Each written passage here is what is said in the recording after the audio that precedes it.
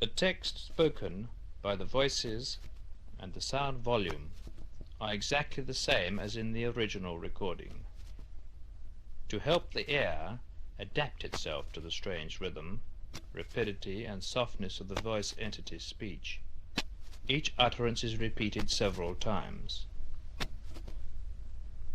The voices here selected are grouped according to the persons addressed and their respective answers, followed by a translation and explanation.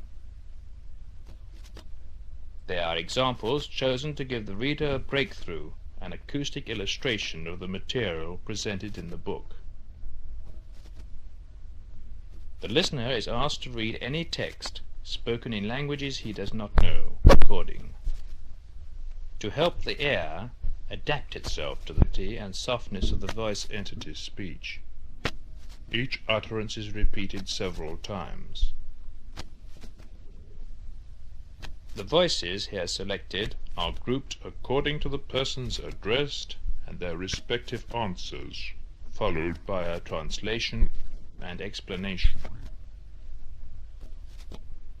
They are examples chosen to give the reader a breakthrough, an acoustic illustration of the material presented in the book. The listener is asked to read any text spoken in languages he does not know, with particular attention, so that he may be able to grasp each separate word phonetically. Please note the commentary that goes with each voice text, as the meaning of some utterances can only be understood in context with the situation that gave rise to them.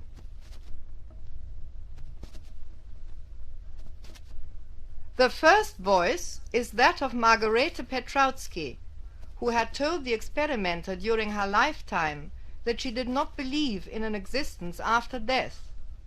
After her passing, the experimenter asked her how she felt in the beyond, and a voice, identified as coming from Margarete, answered, "Bedenke, ich bin."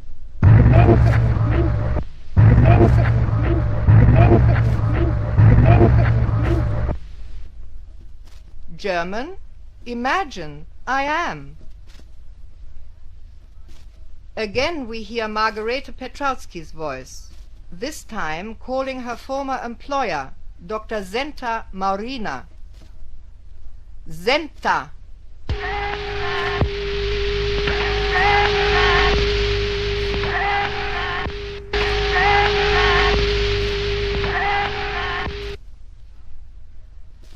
Now the experimenter asks if Margarete can hear him, and a voice replies, "Kostja, ja."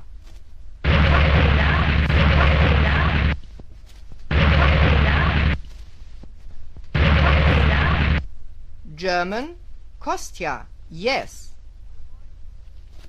The voice then calls the experimenter's family name, Raudive, but shortens it to Raudive.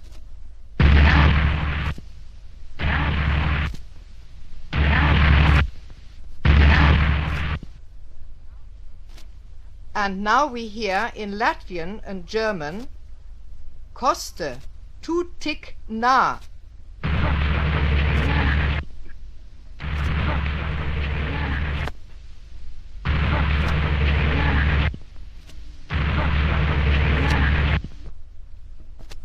Koste, you are so near.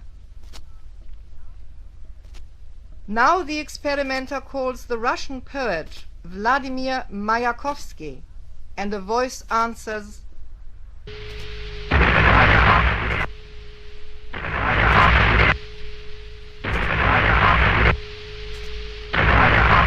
Mayakovsky.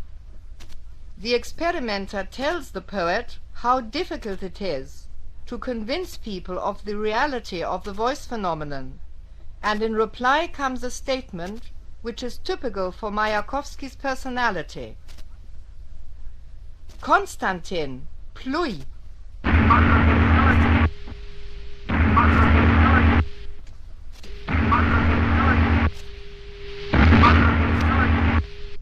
In Russian, Konstantin, spit on it. The experimenter talks to his former teacher, the Spanish philosopher Ortega y Gasset, and a voice calls out, Ortega!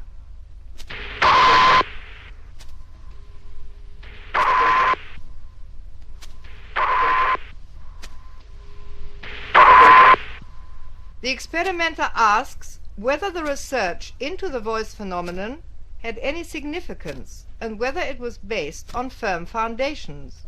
The voice answers, Entre otras muchas cuestiones.